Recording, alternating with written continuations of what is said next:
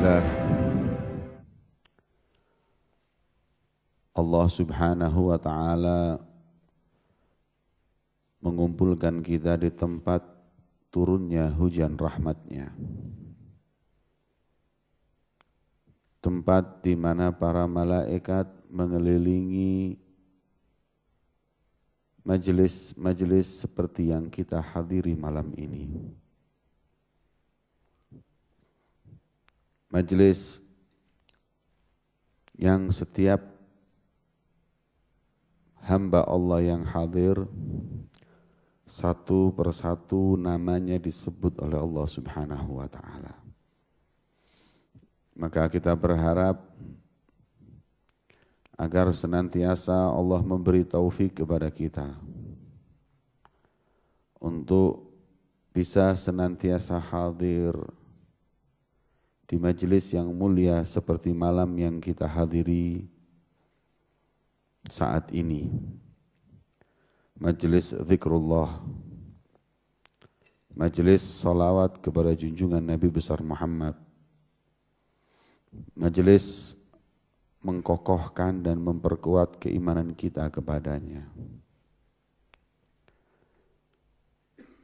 majelis menambah kecintaan kita kepada Allah dan Nabi-Nya Muhammad, majelis sirah Nabi Muhammad SAW. Semoga Allah subhanahu wa ta'ala senantiasa mengkucurkan rahmatnya ke hati kita, senantiasa mengkabulkan doa-doa kita, senantiasa menyebut nama kita, hingga insya Allah Allah kumpulkan kita kelak bersama kekasihnya baginda Muhammad SAW. Wa an Sufyan al-Thawri rahimahullahu ta'ala, la yajtami'u fi hadha zaman li ahadin malun illa wa indahu khamsu khisalin. Zaman ini tidaklah terkumpul harta yang melimpah kepada seseorang kecuali dia memiliki 5 penyakit hati ini. Inilah perbedaan para aghnia, para orang-orang kaya zaman saat ini dengan zaman dahulu. Dulu para sahabat kaya, akan tetapi mereka tidak punya penyakit hati.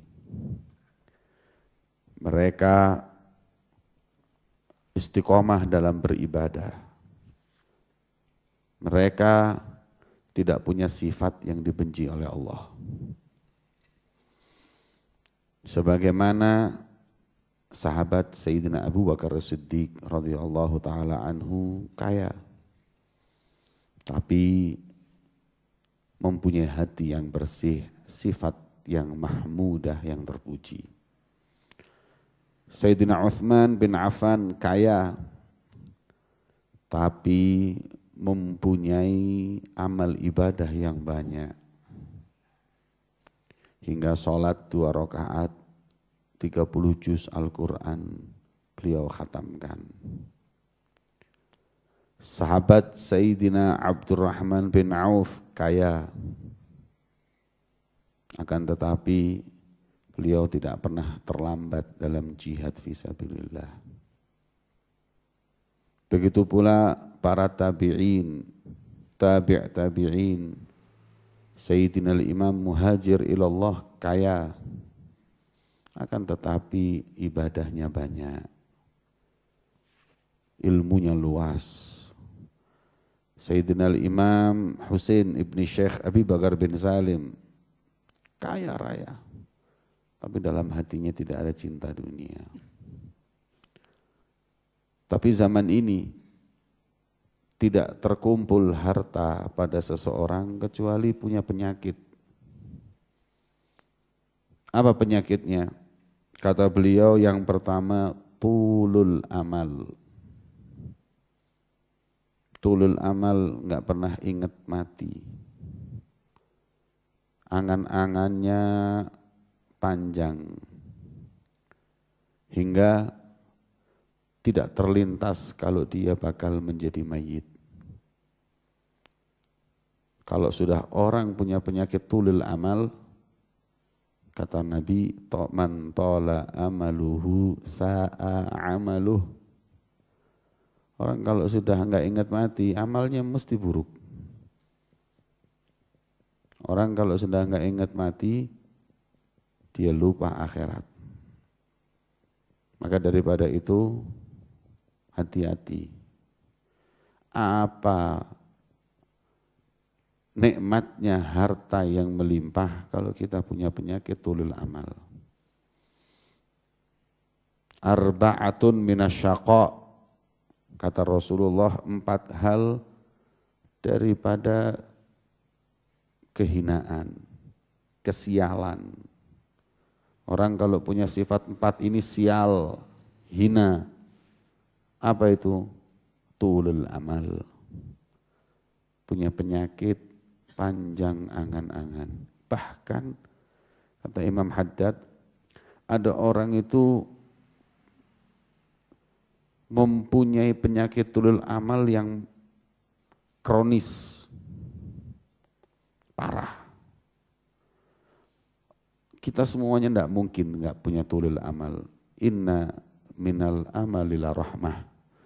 Kita pasti punya angan-angan. Kalau nggak punya angan-angan, mungkin kita nggak keluar dari masjid. Cuman harus qasura amaluhu, pendek, jangan panjang-panjang. Ada orang yang apabila sakit ingat mati. Ini orang yang punya penyakit tulul amal cuman tidak parah. Ada orang yang walaupun sakit masih memikirkan dunianya, ini yang kronis, ini yang parah. Kalau kanker stadium 4, tinggal nunggu mati ini. Maknanya tinggal tunggu masuk neraka orang kayak gini. Sakit pun masih dipikir uangnya nanti gimana. Nanti hartanya siapa yang menyimpannya, dijual enggak nanti oleh anaknya. Pikirannya harta walaupun pas sakit. Ini penyakit yang parah. Nah, enggak ada nikmatnya harta kalau kita punya sifat tulul amal. Yang kedua, hirsun ghalibun, rakus. Rakus dengan harta. Orang kalau sudah rakus, dia enggak lagi lihat cara yang halal ataupun yang syubhat, haram pun dilakukan. Orang kalau sudah rakus, dia akan memilih jalan apapun demi menumpuk hartanya. Bahkan zakat yang wajib pun dia tidak akan keluarkan, sedekah pun tidak.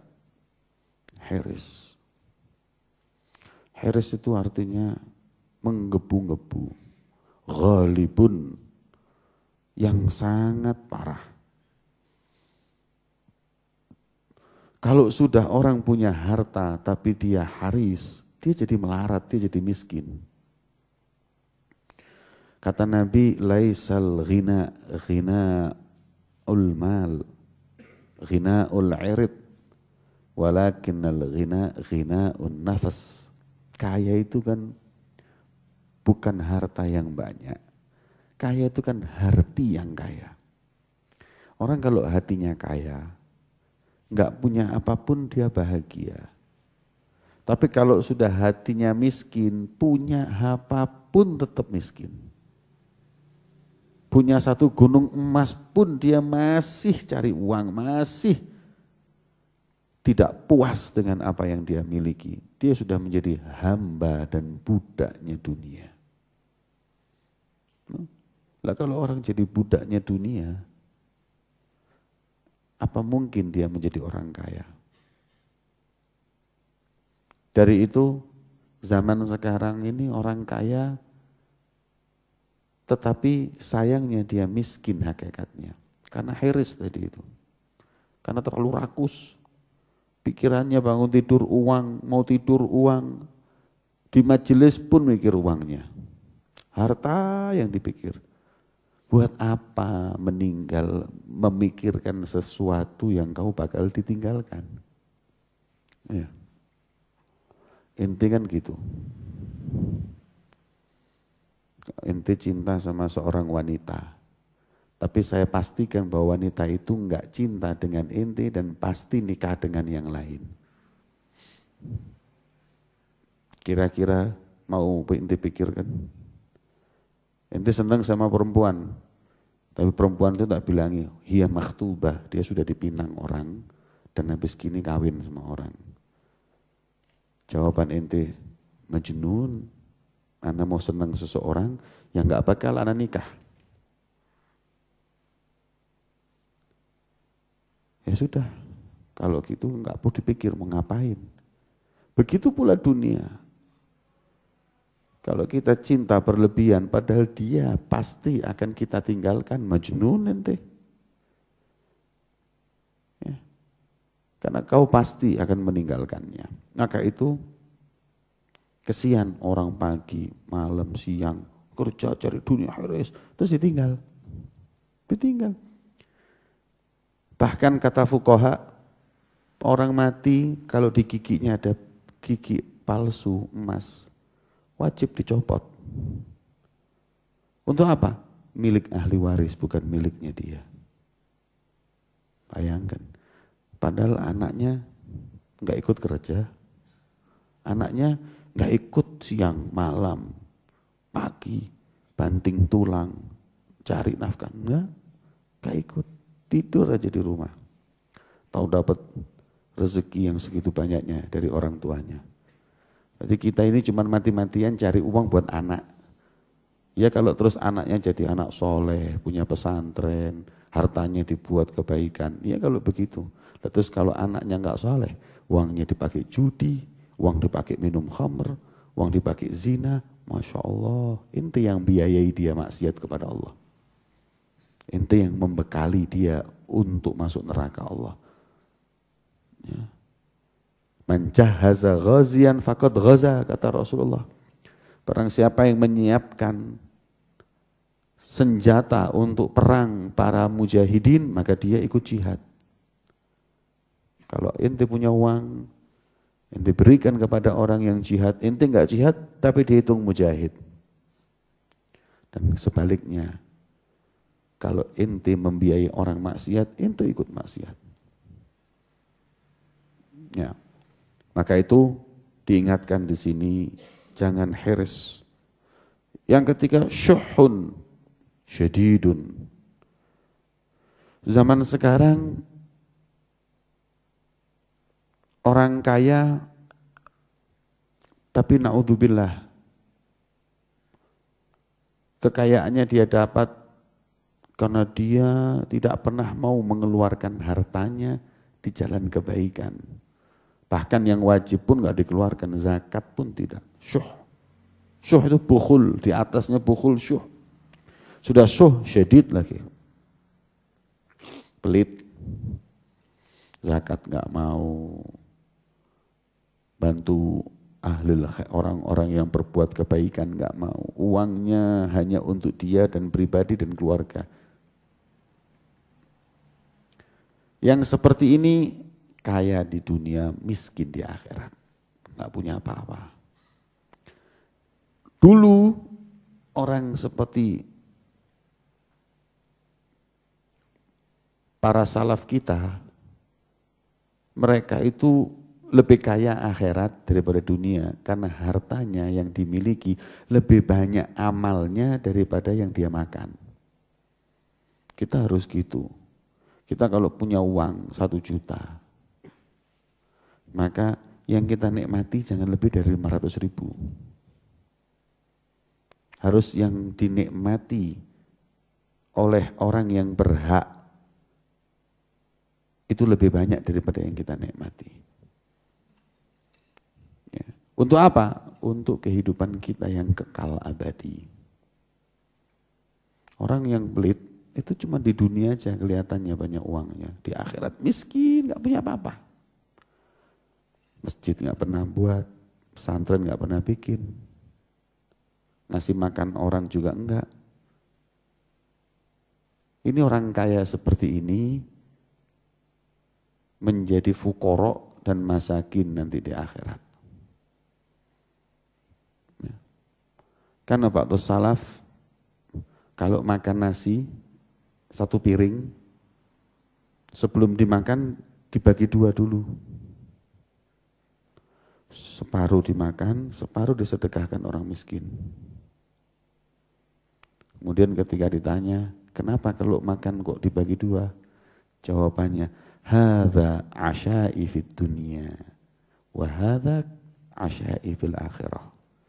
Ini makan malamku yang setengah buat di dunia. Yang makan malamku setengahnya lagi buat di akhirat.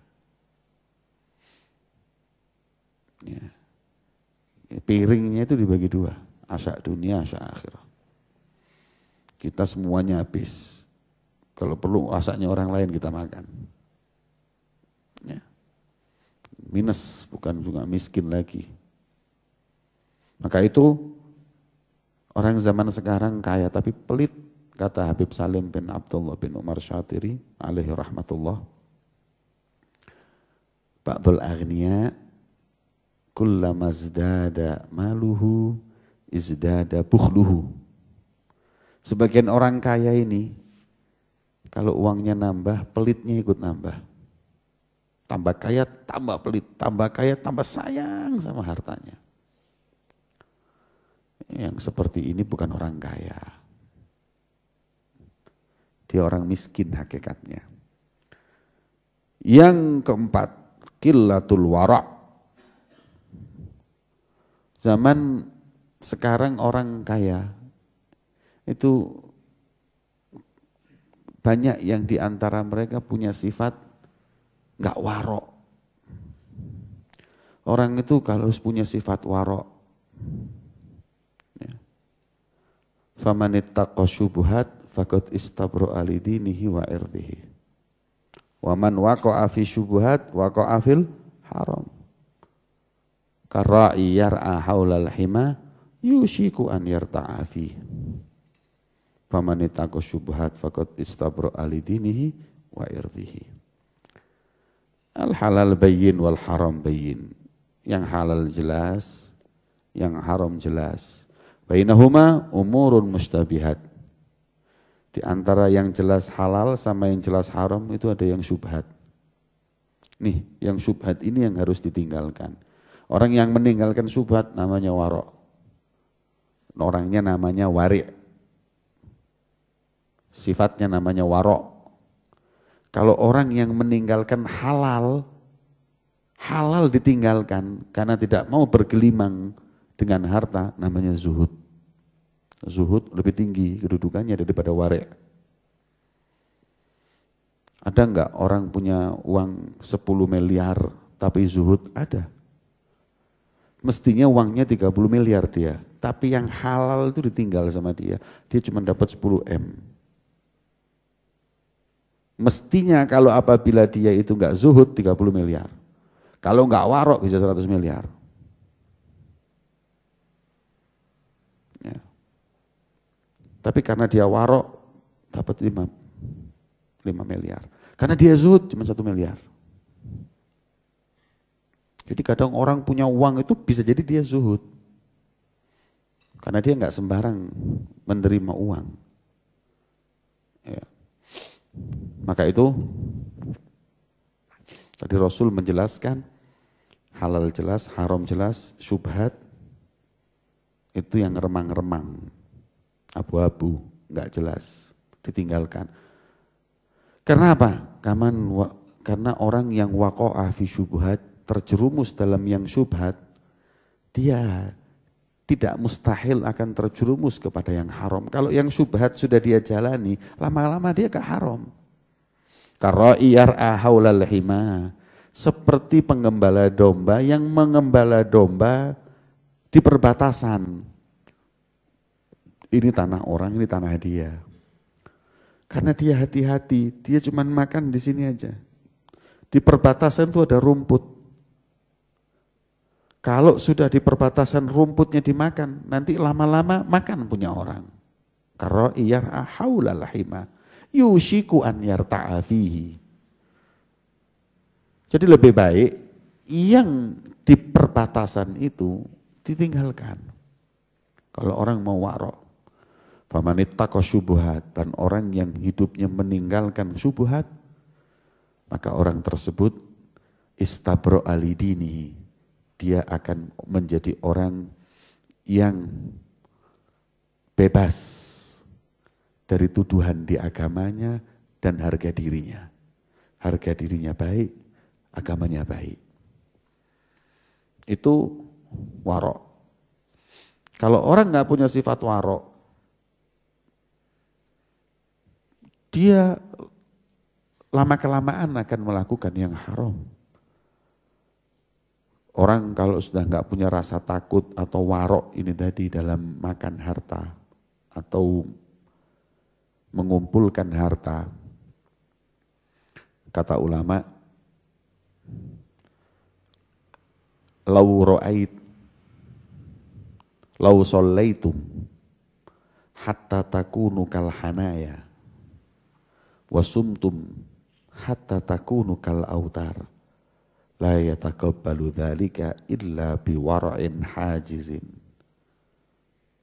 Kalau kalian ini sholat sampai kal hanaya, hanaya itu seperti jamaknya hina, pacar. Pacar itu seperti padi. Padi itu semakin tinggi melengkung. Diibaratkan kalau kau sholat bukan cuma lurus, sampai karena panjangnya kau sholat sampai rukuk ini. Lau sholaitum hatta takunu kal hanaya. Kau sholat sampai bungkuk seperti daun pacar tadi itu. Wasumtum hatta takunu kal autar.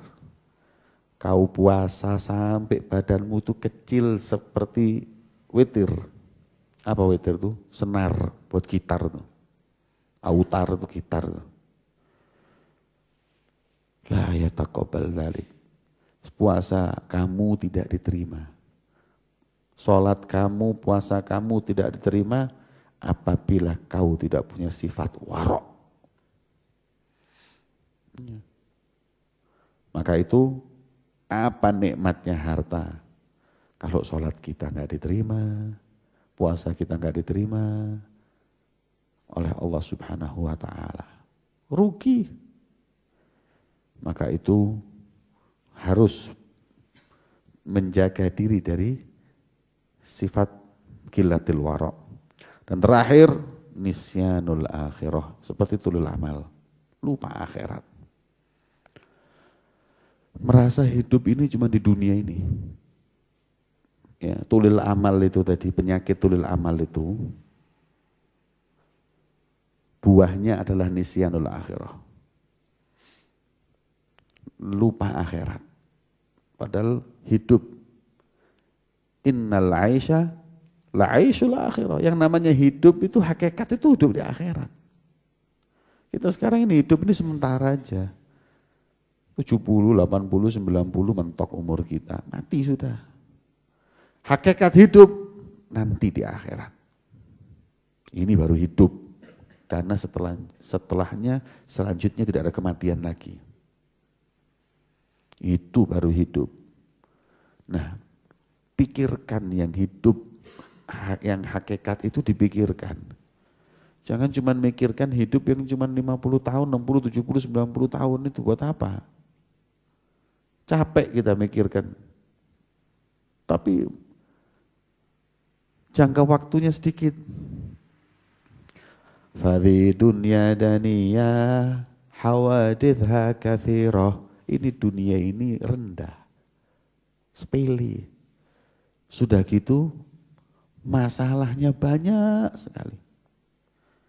Ya, orang hidup di dunia ini tiap hari ada masalah. Kalau gantian masih mending.